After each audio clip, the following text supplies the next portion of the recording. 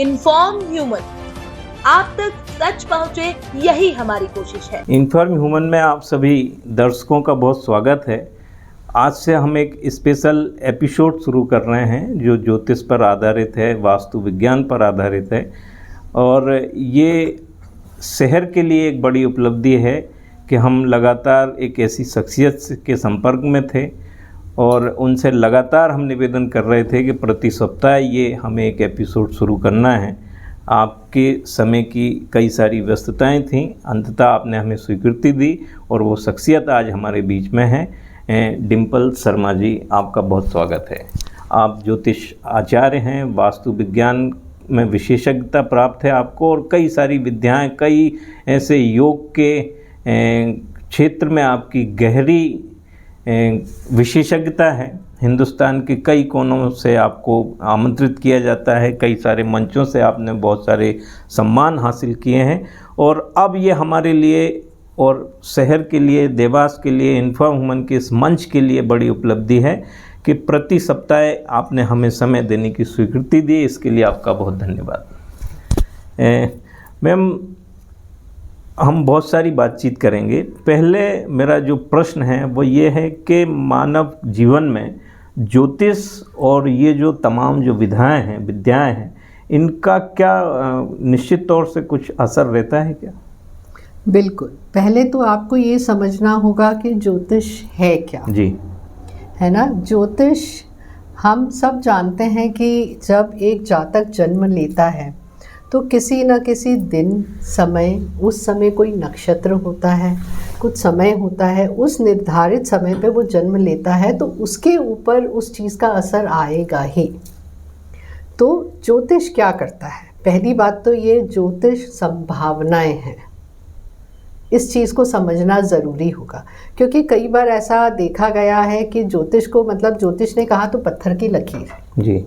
ज्योतिष भी अपना अध्ययन करते हैं, उसके बाद चीज़ें आपको बताते हैं। तो इसलिए ज्योतिष जो है वो संभावनाओं पे टिका हुआ है। और विज्ञान, क्योंकि अगर संभावनाएं आई हैं, कैलकुलेशंस आए हैं, तो विज्ञान तो ऑटोमेटिकली उसके साथ जुड़ गया है। तो ये इसे ज्योतिष कहा गया है। अब ज्योतिष को हम देखें कि हमारी ज़िंदगी में हमारे अंदर क्या असर डालता है, क्योंकि कई लोग हैं जो ज्योतिष मानते हैं, विश्वास करते हैं, कई लोग नहीं करते हैं। तो सबसे पहले मैं आपको बताना चाहूँगी, देखिए कि ये कितना सुंदर विश्लेषण, इसको विश्लेषण समझ लीजिए कि ग्रह हमारे आसपास कैसे घूम रहे हैं। हम सारा दिन कुछ भी कार्य कर रहे होते हैं, वो सब ग्रह के अंतर्गत आते हैं। अगर हम हमारी फैमिली की बात करते हैं, हमारी फैमिली की अगर हम बात करते हैं तो अब कैसे, चंद्रमा माता का कारक होता है, चंद्रमा मन का कारक होता है। अब हम आ गए सूर्य आत्मा का कारक होता है और सूर्य ही पिता का कारक होता है। अगर हम इसके बाद आते हैं बुध जिसे ग्रहों का राजकुमार कहा गया है। बुध किसका कारक हो गया? बच्चों का कारक। घर के तो राजकुमार हमारे बच्चे ही हुए, तो बुध हमारे बच्चों का कारक होता है। इसके बाद जब हम आते हैं मंगल पे, अब जब हम मंगल पे आते हैं तो मंगल किसका कारक हो गया? भाई बहनों का कारक हो गया। इसके आगे हम चलते हैं बृहस्पति देव। हमारे बृहस्पति देव किसका कारक हो गए? बृहस्पति देव जो हमें ज्ञान दे, जो हमारा गुरु है, वह बृहस्पति हमारा ग्रह हो गया। तो हमारे टीचर्स हैं, जहाँ से भी हम सीखते हैं या जिनके अधीनस्थ हम काम करते, जो हमारे बॉस हैं, वो भी तो हमें गुरु ही हैं। और यहीं अगर हम देखें माता पिता को, तो माता पिता भी तो एक तरीके से हमारे गुरु ही हुए।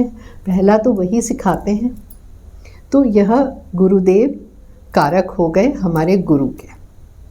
अब इसके आगे हम जब चलते हैं तो इसके आगे हम चलेंगे तो आते हैं शनिदेव। शनिदेव कर्मों का फल देते हैं। जी। हम जैसे भी कर्म हम करते हैं या फिर हमारे प्रारब्ध में जो चले आ रहे होते हैं तो उसको हम कैसे क्या करें।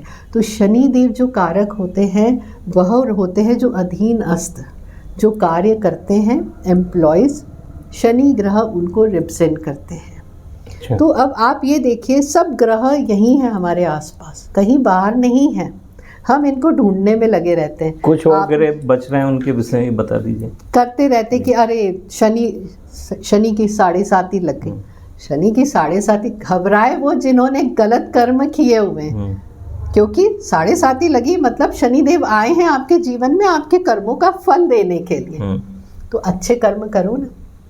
आपने अक्सर सुना होगा, पुराने ज़माने में कहते थे कि अच्छे कर्म करो। अच्छे कर्म क्यों करो? ताकि आपका आने वाला जीवन सुधर जाए। क्योंकि हम सुनते हैं ना, प्रारब्ध से हमारे अंदर चीज़ें चले आ रही हैं और हम कर रहे हैं, तो वो उसका रीज़न क्या है? ताकि जब भी शनिदेव का समय आए, आप ऑलरेडी अच्छे कर्म करेंगे तो आपको उनकी बुरी दृष्टि का सामना करना ही नहीं पड़ेगा जी। तो मतलब एक बहुत सुंदर सी चीज़ें हैं। आप अपने प्लैनेट से रिलेटेड सबको खुश रखेंगे तो ऑटोमेटिकली आपके घर में सब चीज़ें अच्छी हो गई। क्या बात। एंड सबसे इम्पॉर्टेंट बात, इन सब के बीच मैंने एक ग्रह को छोड़ा, अगर आपने ध्यान दिया तो हमारे शुक्रदेव। शुक्रदेव सुख वैभव आपको चाहिए, जितनी भी मटेरियलिस्टिक चीज़ें हैं वो कहाँ से आती? शुक्रदेव से आती है। और स्पेशली अगर हम मीडिया की बात करें तो मीडिया में शुक्र का बहुत इम्पॉर्टेंट रोल है। अब हमारा शुक्रदेव अच्छा होगा कैसे? अगर हम घर में चीज़ें ढूंढें तो शुक्रदेव कहाँ है? हम आपकी पत्नी, वो हैं शुक्र का कारक। क्योंकि अक्सर देखा है बाहर तो महिलाओं को बड़ा सम्मान मिल रहा है, लेकिन घर की महिलाओं को सम्मान नहीं मिल रहा है। हम सुख सुविधा के साधन चाहते, वैभव चाहते हैं, जब तक घर में महिलाओं को सम्मान नहीं मिलेगा, आपके शुक्रदेव अच्छे कहाँ से होंगे?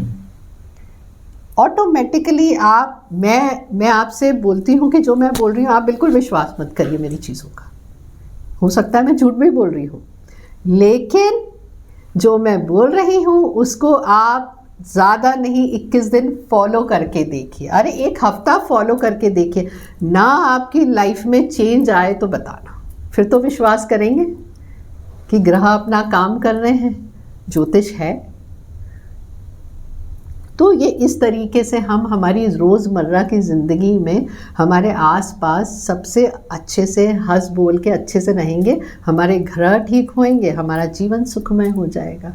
क्या बात मैम। हम निश्चित तौर से कई सारे मेरे मन में सवाल हैं, बहुत सारी चर्चाएं हमें करनी हैं और ये एपिसोड लगातार बहुत लंबे चलने वाले हैं, लेकिन प्रारंभ में आज चूँकि पहला दिन है तो ज्योतिष का जो आपका ज्ञान है या जो तमाम जो विद्याएं हैं, वो ज्ञान की शुरुआत कैसे हुई और कहाँ से आपने ये सब सीखा, ये मैं जानना चाहता हूँ। देखिए, जहाँ सवाल आती ज्योतिष की, बचपन में जो ये डेली के जो रहते हैं ना कि राशिफल जी, तो बहुत पढ़ने की आदत थी कि राशिफल से कि कहाँ कैसे क्या चीज़ें हो रही हैं, हमारी राशि में क्या लिखा है।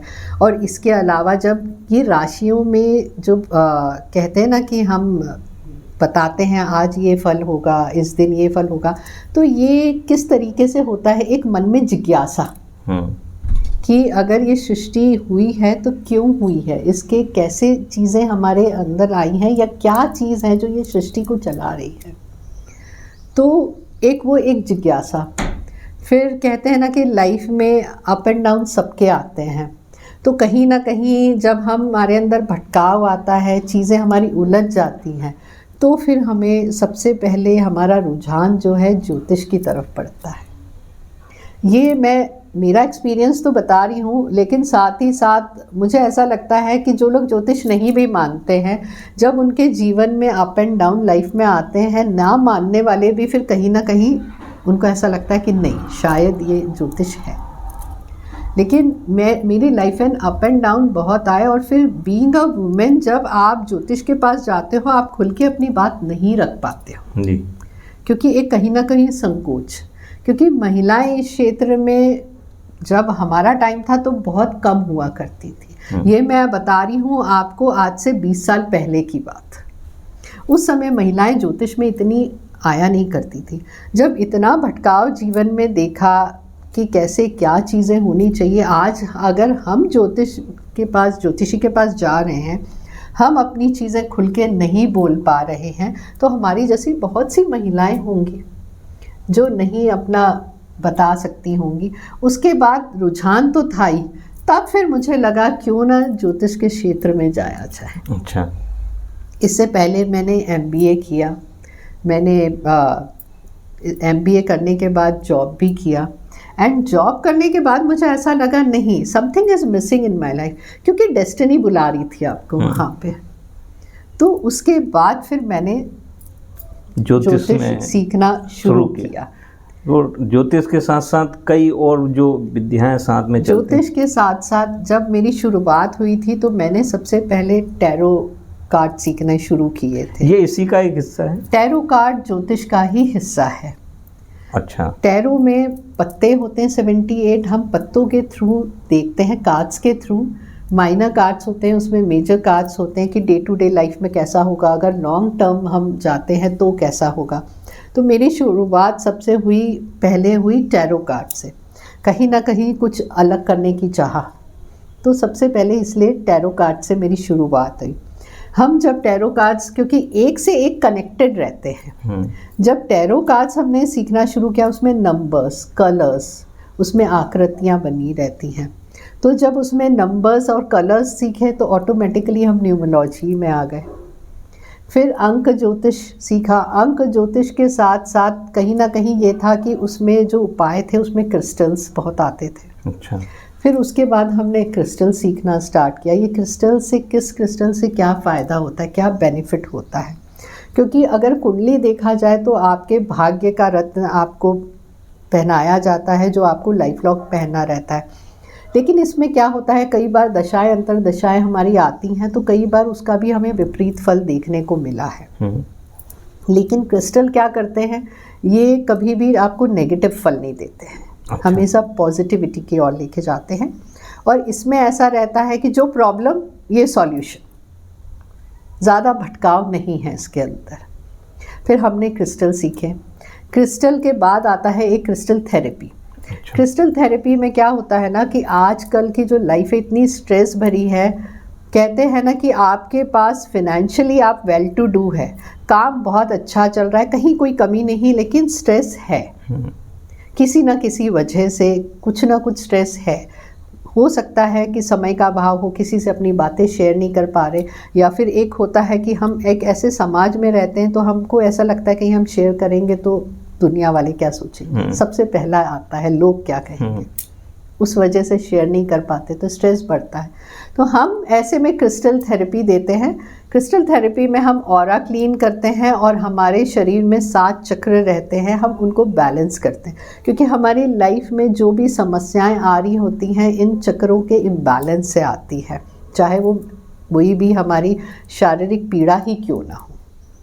तो फिर हमने इस तरीके से क्रिस्टल थेरेपी सीखी। क्रिस्टल थेरेपी के बाद हमने वैदिक ज्योतिष सीखा, क्योंकि ग्रह नक्षत्रों के बिना तो हो ही नहीं सकता है।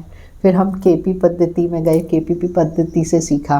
फिर उसके बाद वास्तु का, क्योंकि वास्तु ये कोई हमारा आज का नहीं है, हमारे ऋषि मुनि के ज़माने से चला आ रहा है।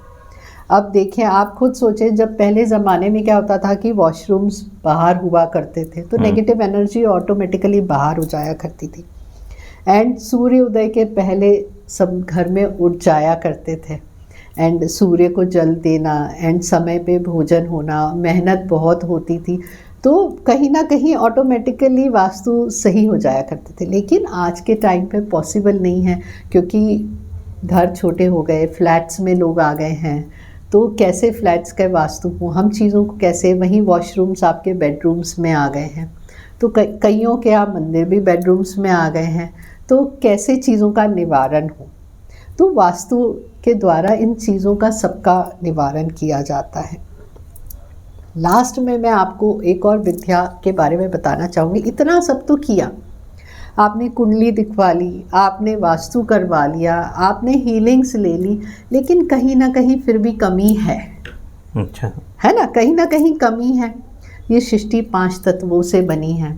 ठीक, घर में हम 5 तत्व को वास्तु से बैलेंस करते हैं, जब हमने सब बैलेंस किया फिर भी हमें परिणाम नहीं मिल रहे हैं, तो भैया सबसे पहले हमने जो ये शरीर पंच तत्वों से बना है, पहले इसका वास्तु ठीक करें। आपके शरीर में 5 तत्व बैलेंस हो गए तो आधा काम तो आपका वैसे ही हो गया। शरीर का वास्तु, क्या बात। शरीर का वास्तु बैलेंस हुआ तो सब ठीक हो जाएगा। तो इस तरीके से सारी विद्या एक एक करके, क्योंकि सब इंटरकनेक्टेड है कि आप सभी एक दूसरे से कनेक्ट, सब एक दूसरे से कनेक्टेड रहती है। तो आप एक सीखने जाएंगे तो वो ऑटोमेटिकली आप, अध्यात्म ऐसा है कि इसका ज्ञान अनंत ज्ञान है, कोई परिपक्व नहीं हो सकता। आप सीखते जाएंगे, आपको हर बार ऐसा लगेगा ये भी बचा, ये भी बचा। मतलब कोई प्रश्नकर्ता आपके सामने है तो आप उसका अध्ययन ज्योतिष, वास्तु और टैरो कार्ड, हीलिंग, क्रिस्टल पद्धति सभी को समग्र मिश्रण करके फिर सभी को समग्र करके मैं उसके उपाय बताती हूँ। और बहुत सिंपल से उपाय होते हैं जो आप दैनिक जीवन में आराम से कर सकते हैं। क्योंकि आजकल अगर किसी बच्चे को बोलूँ मैं जाप करने बैठो, तो अभी उनकी पढ़ाई की उम्र है, उसका फोकस्ड वहाँ रहेगा कि वहाँ रहेगा, समझने वाली बात है। तो हम छोटे छोटे उपाय बताते हैं, रोज़मर्रा की ज़िंदगी में अपना के आपके जो भी कार्य बिगड़ रहे हैं वो बनने लग जाते हैं। लेकिन दीदी एक प्रश्न ये भी आता है कि सनातन हमें ये सिखाता है कि जो प्रारब्ध में है, जो भाग्य में है, वो तो घटना ही है। बिल्कुल घटना है। तो फिर ये जो क्षेत्र आप बताते हैं, ये जो विज्ञान है, इससे क्या उस घटना को भी रोका जा सकता है? देखिए, जो आपके भाग्य में लिख दिया गया है वो टल नहीं सकता है, इस चीज़ को समझना होगा। हम क्या करते हैं, जब वो उपाय बताते हैं, हमें संभावनाएं दिख रही हैं कि ये चीज़ आपके साथ घट सकती है, तो उसमें क्या होगा, हम छोटे मोटे उपाय बताएंगे आपको। अगर वो उपाय आप करते हैं तो जो बड़ी घटना घटने वाली होती है वो उसका स्वरूप छोटा हो जाता है। स्वरूप छोटा हो। सपोज अगर आपका एक्सीडेंट लिखा हुआ है, हम क्या बोलेंगे, आपको गाड़ी संभल के चलाओ, लेकिन कहीं ना कहीं आपकी डेस्टिनी में वो लिखा हुआ है। तो जब हम उस उपाय करेंगे तो उसमें क्या होगा कि आपके इसमें लिखा है दुर्घटना होनी, ब्लड निकलना है, तो उसमें उपाय करने से क्या होगा, छोटी मोटी आपको चोट लगेगी, घर में है, कहीं हो सकता है काटते समय कट लग गया, या कहीं कुछ कार्य कर रहे हैं तो आपको कट लग गया, ब्लड आना लिखा था आपकी डेस्टिनी में, वो ब्लड आ गया। उस घटना को छोटा कर सकते, बस वो घटने का छोटा स्वरूप। एक और प्रश्न है मैम कि जैसे मेडिकल फील्ड में अब एक चलन चल गया है कि हर व्यक्ति इतना जागरूक होता जा रहा है कि साल में वो अपनी मेडिकल जांच करा लेता है, जिससे उसको भविष्य में होने वाले रोगों की जानकारी लगती है और उससे सचेत हो जाता है। बिल्कुल। तो क्या आपको लगता है कि अब ऐसे जीवन से जुड़े हुए इस क्षेत्र की भी एक जांच व्यक्ति कराता रहे ताकि भविष्य में क्या होने वाला है? तो मुझे ऐसा लगता है कि पहले से ही अगर आप दिखवा लें, प्रिकॉशंस ले लें तो अच्छा रहता है। चलिए एक सेकंड के लिए हम बात करते हैं कि अगर ठीक है, आप अगर ज्योतिषी के पास आपकी कुंडली नहीं दिखवाते या प्रिकॉशंस नहीं लेते, बट मैं फोकस करूँगी कि थेरेपी ज़रूर लेना चाहिए। अच्छा।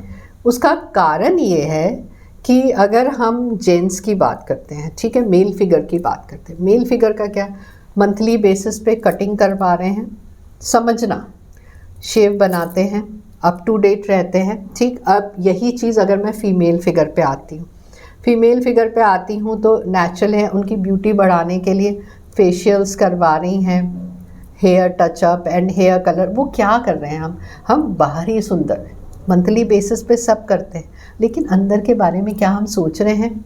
आज हमको कहीं जाना है, एक चेहरे पे झूठी हंसी लेके कि पहुंच गए, लेकिन मन में कितनी सारी दुविधाएं चल रही, और हम ये सब क्यों कर रहे हैं, लोगों को दिखाने के लिए, अंदर से तो विचलित हैं। आज स्ट्रेस किसको नहीं है, तो इसके लिए आपको क्या करना पड़ेगा, ठीक उसी प्रकार मंथली बेसिस पे आपको थेरेपीज़ लेनी चाहिए कि जो ये इनर सोल में आपको प्रॉब्लम्स हो रही हैं वो शांत हो सके। वो किस तरह की क्या थेरेपीज़ में क्या रहता है, ऑरा क्लीनिंग। अच्छा। क्योंकि हम डे टू डे लाइफ में बहुत से ऐसे लोगों से मिलते हैं जिनकी एनर्जी बहुत अच्छी रहती है और कुछ बहुत लो एनर्जी वाले रहते हैं। फॉर एग्ज़ाम्पल, आपके दिन भर में आपको कोई व्यक्ति ऐसा मिलता होगा जिससे मिलके आप बहुत प्रफुल्लित हो जाते हैं, उसके आने का सुन के ही आप खुश हो जाते हैं, कहीं ना कहीं गुड वाइब्स आ रही हैं। कई बार ऐसा होता है कि किसी कोई व्यक्ति एंटर करता है तो हमें लगता है कि अरे कहाँ अब कैसे टाइम निकलेगा, हम और कईयों से मिलके हम खुद हताश हो जाते हैं। तो ये क्या काम कर रहा है, ये वाइब्स काम कर रही है। तो इसलिए इस वाइब को क्लियर करने के लिए एटलीस्ट महीने में थेरेपी लेनी चाहिए। थेरेपी में क्या होता है कि हम आपका ऑरा क्लीन करते हैं क्रिस्टल के द्वारा। अच्छा, तो वो सुविधा अपने यहाँ है क्या? हाँ बिल्कुल, हम मेरे यहाँ वो सुविधा उपलब्ध है। अच्छा। और काफ़ी लोग लाभ ले चुके हैं। उसमें कितना टाइम देना पड़ता है, कोई आता है? तकरीबन 1 घंटे का समय देना पड़ता है। अच्छा। क्योंकि मैं ऑरा क्लीनिंग और सब जब करती हूँ उसके साथ कुछ बीमारियां भी पता चल जाती हैं या फिर कुछ समस्या से वो जूझ रहे होते हैं, बोल नहीं पाते हैं, तो पूछने पे फिर वो बताते हैं, तो साथ में काउंसलिंग भी करती हूँ मैं। तो ये टाइमिंग क्या रहती है थेरेपी की? जैसे कोई व्यक्ति आना चाहता है, हमारे कोई दर्शक मान लीजिए थेरेपी के लिए आना चाहते हैं, तो वो समय क्या है, कब आएँ कि आपसे संपर्क करके आएँ? उसके लिए पहले अपॉइंटमेंट लें, उसके बाद आएँ। 11 से 5 में मैं थेरेपी देती हूँ। दिन भर में 3 थेरेपी से ज़्यादा नहीं देती हूँ, क्योंकि क्या होता है ना, वो नेगेटिव वाइब्स जो निकल रही होती, हमको भी कहीं ना कहीं चीज़ों को सेटल करना रहता है। तो ये अपने सेंटर पर ही? जी हाँ, अपने सेंटर पे उपलब्ध है। अच्छा, तो इसका कोई शुल्क भी पे करना होता है? हाँ, ये 700 रुपये प्रति थेरेपी दी जाती है। अच्छा, तो ये एक शहर में हमारी बड़ी सुविधा है जो लोग थेरेपी लेना चाहते हैं। बिल्कुल जी। मैम, अब चूँकि हमारे समय की भी बाध्यता है और बहुत सारी चर्चाएं हैं जो अभी शेष रह गई, अगले सप्ताह फिर हम इसी जगह पर बैठेंगे, इन्हीं विषयों पर बातचीत करेंगे। अगले सप्ताह से इसमें हम एक चीज़ और जोड़ लेंगे कि हमारे जो दर्शक उनकी समस्याओं से संबंधित या जो भी प्रश्न है वो भी आपसे पूछ सकेंगे। बिल्कुल। आपने हमें समय दिया, बहुत धन्यवाद। Thank you.